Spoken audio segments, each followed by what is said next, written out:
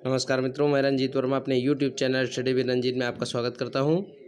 बच्चों, मैं आज आपको समाजशास्त्र का 5वां अध्याय सामाजिक आंदोलन के बारे में पढ़ाऊंगा कि सामाजिक आंदोलन भारत में कब हुए और उससे क्या लाभ हुए।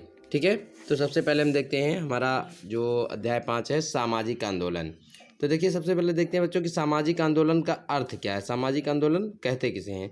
तो सामाजिक आंदोलन को करने वाले लोगों के उद्देश्य तथा विचारधाराओं में भी समानता होती है। यानी जो सामाजिक आंदोलन करने वाले लोग होते हैं, उनके लोगों के उद्देश्य जो होते हैं और जो विचारधारा होती हैं, तो उनमें समानता होती है। लोगों के उद्देश्य जो होते हैं वो निश्चित होते हैं, सभी लोगों के समान उद्देश्य होते हैं, उनकी विचारधारा भी निश्चित होती है तथा सामाजिक आंदोलन जनहित के विषय में परिवर्तन लाने के उद्देश्य से संपन्न होते हैं। यानी जो यह सामाजिक आंदोलन होते हैं जनहित में, यानी लोगों के हित के लिए समाज में परिवर्तन लाने के उद्देश्य से ही संपन्न होते हैं। तो आप ऐसा कह सकते हैं शॉर्ट में बच्चों कि जो सामाजिक आंदोलन होते हैं वो निश्चित उद्देश्य तथा विचारधाराओं को लेकर किए जाते हैं, यथार्थ कुछ व्यक्तियों का समूह जो अपने व्यक्तिगत उद्देश्य की पूर्ति के लिए या सामाजिक उद्देश्यों की पूर्ति के लिए और समान विचारधारा वाले लोग इसमें सम्मिलित होते हैं तथा वे अपने उद्देश्यों की पूर्ति के लिए मिलकर के एक आंदोलन की शुरुआत करते हैं। यह आंदोलन जनहित के विषय में परिवर्तन लाने वाले उद्देश्य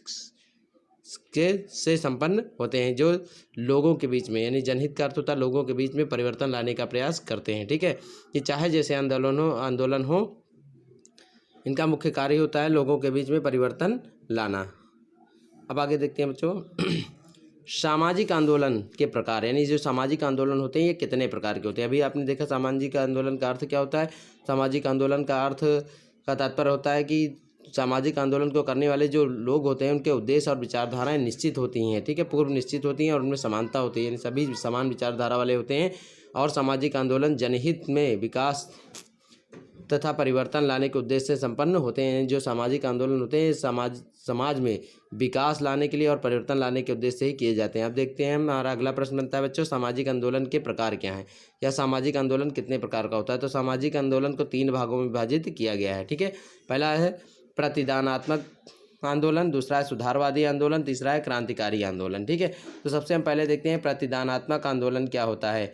तो प्रतिदानात्मक आंदोलन होता है बच्चों, उसमें सदस्यों की व्यक्तिगत चेतना में परिवर्तन लाता है। यानी इसमें जो सदस्यों की व्यक्तिगत चेतना होती है उसमें परिवर्तन लाता है प्रतिदानात्मक, क्या कह सकते हो व्यक्तिगत। ठीक है, आंदोलन। दूसरा है सुधारवादी आंदोलन। सुधारवादी आंदोलन हम किसे कहते हैं? तो सामाजिक तथा राजनीतिक विन्यास को धीमी गति प्रदान करता है। या जो सुधारवादी आंदोलन होता है सामाजिक क्षेत्र में तथा राजनीतिक क्षेत्र में धीमी गति प्रदान करता है, अर्थात कार्य तो होता है आंदोलन के माध्यम से लेकिन धीरे धीरे कार्य होता है। ठीक है, अगला है क्रांतिकारी आंदोलन। क्रांतिकारी आंदोलन से क्या तात्पर्य है? तो सामाजिक संबंधों का रूपांतरण का प्रयास करता है। यानी जो क्रांतिकारी आंदोलन होता है वो सामाजिक संबंधों के रूपांतरण का प्रयास करता है। ठीक है, यानी जो समाज में संबंध पाए जाते हैं उनके रूप को परिवर्तित करने का प्रयास करता है, वही होता है हमारा क्रांतिकारी आंदोलन। ठीक, अब आगे बच्चों देखते हैं हमारा अगला प्रश्न बनता है सामाजिक परिवर्तन किसे कहते हैं। तो सामाजिक परिवर्तन वह अवधारणा है जिसका संबंध किसी भी परिवर्तन से है। ठीक, यानी समाज में होने वाला, आप कह सकते हैं बच्चों कि समाज में होने वाला कोई भी परिवर्तन जो समाज में लोगों के बीच में परिवर्तन या समाज के बीच में परिवर्तन लाता है, जिसका प्रभाव समाज पर निश्चित रूप से दिखाई पड़ता है, तो ऐसे परिवर्तन को ही हम सामाजिक परिवर्तन कहते हैं। ठीक, यानी समाज में होने वाला कोई भी परिवर्तन जिसका प्रभाव समाज में निश्चित रूप से दिखाई पड़ता है वही सामाजिक परिवर्तन कहलाता है। अब बच्चों हमारा अगला प्रश्न बनता है सामाजिक परिवर्तन के सिद्धांत क्या हैं। ठीक है, सामाजिक परिवर्तन के सिद्धांत क्या हैं या कितने प्रकार के होते हैं। तो सामाजिक परिवर्तन के 2 सिद्धांत हैं। ठीक, क्या सामाजिक परिवर्तन को 2 भागों में विभाजित किया गया है। नंबर 1 सामाजिक परिवर्तन का रेखीय सिद्धांत। तो सामाजिक परिवर्तन का रेखीय सिद्धांत बच्चों किसे कहते हैं? बहुत ही शॉर्ट में हम आज पढ़ाना चाहेंगे आप लोगों को। तो सामाजिक परिवर्तन का रेखीय सिद्धांत वह सिद्धांत होता है जिसमें परिवर्तन एक सीधी सरल रेखा में यानी क्रमागत होता है। ठीक है, यानी 1 से लेकर के 100 तक क्रम से होता है। पहले छोटे कार्यों में परिवर्तन था, फिर बड़े, फिर उससे बड़े, यानी एक क्रम के अनुसार परिवर्तन होता है। और दूसरा जो होता है सामाजिक परिवर्तन का चक्रीय सिद्धांत। चक्रीय सिद्धांत के अंतर्गत संपूर्ण कार्यों को लेकर के चलते हैं। ठीक है, यानी संपूर्ण जो परिवर्तन होता है समाज में संपूर्ण परिवर्तन की ओर दृष्टिगत रखते हुए चलते हैं और सारा परिवर्तन उसमें होता है। समाज में होने वाले संपूर्ण प्रकार के परिवर्तन को हम चक्रीय सिद्धांत कहते हैं। ठीक, वो चक्रीय सिद्धांत के अंतर्गत आता है। ठीक, तो बच्चों अब हमारा अगला प्रश्न बनता है मनुष्य को सामाजिक आंदोलन द्वारा कौन कौन से अधिकार प्राप्त हुए। तो देखिए, मनुष्य को प्राप्त सामाजिक अधिकार में से व्यक्ति के कार्य दिवस का 8 घंटे से अधिक का न होना है। यानी सामाजिक आंदोलन द्वारा कौन कौन से अधिकार प्राप्त हुए।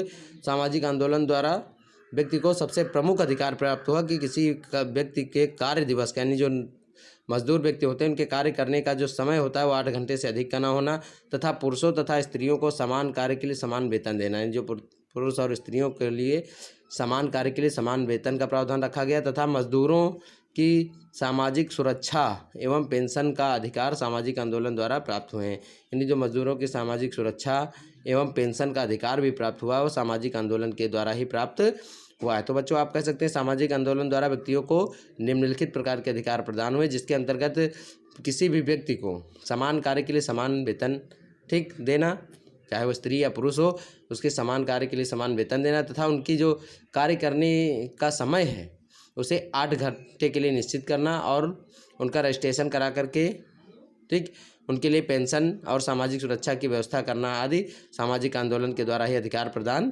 किए गए हैं। ठीक है। अब अगला बच्चों हमारा सामाजिक आंदोलन से विश्व में कौन कौन से परिवर्तन हुए हैं। तो सामाजिक आंदोलन ने विश्व को परिवर्तित किया है। यानी समाज में होने वाले जो आंदोलन होते हैं जिससे विश्व में अनेक प्रकार के परिवर्तन दिखाई देते हैं, तो इसी को कहते हैं हम सामाजिक आंदोलन से विश्व में परिवर्तन।